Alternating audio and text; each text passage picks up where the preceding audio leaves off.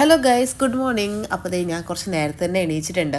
ഇന്ന് തിങ്കളാഴ്ച ആയതുകൊണ്ട് നോൻപെടുക്കാനൊരു പ്ലാനൊക്കെ ഉണ്ട് കേട്ടോ. അങ്ങനെ രാവിലെ എണീച്ച് അടിച്ചു വാരി തുടയ്ക്കുക കഴിഞ്ഞപ്പോൾ ഞാനിതേ വിളക്ക് വെക്കാൻ വേണ്ടി പോകുന്നുണ്ട്.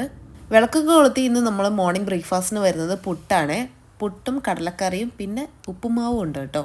ഇവിടെ രണ്ടുപേർക്ക് നേരത്തെ പോകേണ്ടതുകൊണ്ട് തന്നെ ഉപ്പുമാവാക്കാന്ന് വിചാരിച്ചു. പുട്ടാവാൻ കുറച്ച് ലേറ്റ് ആവും കേട്ടോ.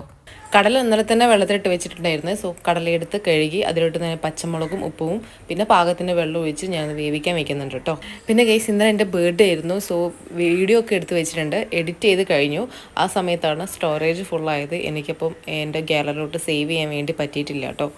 സോ നാളോ മറ്റന്നാളോ ആയിട്ട് ഞാൻ അപ്ലോഡ് ചെയ്യാം. അങ്ങനെ കടലൊക്കെ സെറ്റാക്കി വെച്ചു. അതിനിടയ്ക്ക് ചായ വെക്കാൻ വേണ്ടി പോയിട്ടുണ്ടായിരുന്നേ. ഇവിടെ എല്ലാവർക്കും ചായക്ക് കുറച്ചധികം മധുരം വേണം കേട്ടോ. ചായ ഒന്ന് തിളയ്ക്കേണ്ട സമയം അതിനിടയ്ക്ക് പാത്രമൊക്കെ കഴുകി വെച്ചിട്ടുണ്ടായിരുന്നു. അതൊക്കെ ഞാൻ ഇങ്ങോട്ട് എടുത്ത് വെക്കുന്നുണ്ടേ. നമുക്കിപ്പം രണ്ടടുപ്പ് മാത്രമേ വർക്ക് ചെയ്യുന്നുള്ളൂ കേട്ടോ. ഒരെണ്ണത്തിൻ്റെ ബേണറിന് എന്തോ ഒരു കംപ്ലയിൻ്റ് ഉണ്ട്. സോ അത് മാറ്റാൻ വേണ്ടി പോകണം. അമ്മൂമ്മ എണീച്ച് വന്നപ്പം ആക്ക് ചായ ആയിട്ട് ഞാൻ ചായ ഇട്ട് കൊടുക്കുകയാണേ. അമ്മൂനും മിന്നൂസിനും കുറച്ച് നേരത്തെ പോകേണ്ടതുകൊണ്ട് തന്നെ ചോറും കറിയൊക്കെ ഇവിടെ രാവിലെ തന്നെ ആകും കേട്ടോ.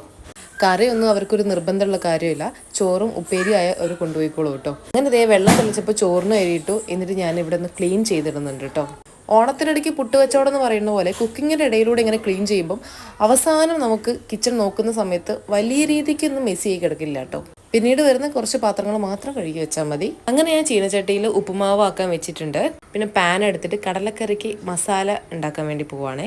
ആക്ച്വലി കടല വെക്കുമ്പം എല്ലാം കൂടി എനിക്ക് ഇട്ട് വെച്ചാൽ മതിയായിരുന്നു. ഫസ്റ്റ് അമ്മൂമ്മയുടെ അടുത്ത് ചോദിച്ചപ്പോൾ ഇങ്ങനെ വെച്ചാൽ മതി എന്ന് പറഞ്ഞു. പിന്നെ മാമ എണീച്ച് വന്നപ്പോഴാണ് വേണ്ട ഒന്നായിട്ട് വെക്കാമായിരുന്നു എന്ന് പറഞ്ഞിട്ടുണ്ടായിരുന്നു കേട്ടോ. സത്യം പറയാലോ, കടലക്കറി എനിക്ക് വെക്കാൻ അറിയില്ല. സോ ഞാൻ അമ്മൂമ്മ പറഞ്ഞ വഴിയാണ് ആദ്യം സ്വീകരിച്ചത്. അങ്ങനെ അമ്മൂമ്മയുടെ ഇൻസ്ട്രക്ഷൻസ് ഒക്കെ കിട്ടി എൻ്റെ കടലക്കറി വെക്കൽ ഇവിടെ പുരോഗമിച്ചുകൊണ്ടിരിക്കുകയാണ് കേട്ടോ. നമ്മൾ തേങ്ങ അരയ്ക്കാത്തത് കൊണ്ട് തന്നെ ഇങ്ങനെ മസാല ഇട്ട് വെക്കുന്ന സമയത്ത് കുക്കറിൽ നിന്ന് കുറച്ച് കടലയും കൂടി ഇട്ടിട്ട് തണിയാൻ വേണ്ടി വെക്കുന്നുണ്ട്. ഇനി ഇത് മിക്സിയിൽ ഒന്ന് ബ്ലെൻഡ് ചെയ്തെടുത്ത് ആ അരപ്പ് ഒന്ന് ഈ കറിയിലോട്ട് ഒഴിച്ചു കഴിഞ്ഞാൽ നമ്മൾ കടലക്കറി ഇവിടെ സെറ്റ് ആക്കിയിട്ടുണ്ട് കേട്ടോ. അങ്ങനെ ഞാൻ കഴിച്ചിട്ടുണ്ടായിരുന്നു ഉപ്പുമാവും കടലക്കറിയാണ്. കുറച്ച് നേരത്തെ എണീച്ചുകൊണ്ട് തന്നെ അത്യാവശ്യം വിശപ്പുണ്ടായിരുന്നു. അതുകൊണ്ട് ആരും വെയിറ്റ് ചെയ്തില്ല. ഫുഡ് ആയപ്പോൾ തന്നെ ഞാൻ എടുത്ത് കഴിക്കുകയാണ്. നല്ല കോൾഡ് ഉണ്ട്, അതുകൊണ്ടാണ് ഈ ചൂടുവെള്ളം തന്നെ ഞാൻ കുടിക്കുന്നത്. അപ്പോൾ ഇന്നത്തെ വീഡിയോ ഇത്രയേ ഉള്ളൂ. അടുത്ത വീഡിയോയിൽ കാണാം. ബൈ.